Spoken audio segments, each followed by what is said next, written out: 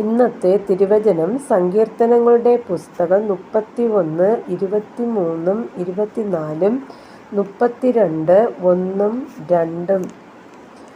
യഹോവയുടെ സകല വിശുദ്ധന്മാരുമായുള്ളോരെ അവനെ സ്നേഹിപ്പിൻ.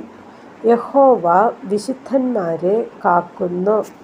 അഹങ്കാരം പ്രവർത്തിക്കുന്നവന് ധാരാളം പകരം കൊടുക്കുന്നു. യഹോവയിൽ പ്രത്യാശയുള്ള ഏവരുമേ ധൈര്യപ്പെട്ടിരിപ്പിൻ. നിങ്ങളുടെ ഹൃദയം ഉറച്ചിരിക്കട്ടെ. ലംഘനം ക്ഷമിച്ചും പാപം മറച്ചും കിട്ടിയവൻ ഭാഗ്യവാൻ. യഹോവ അകൃത്യം കണക്കിടാതെയും ആത്മാവിൽ കപടം ഇല്ലാതെയും ഇരിക്കുന്ന മനുഷ്യൻ ഭാഗ്യവാൻ.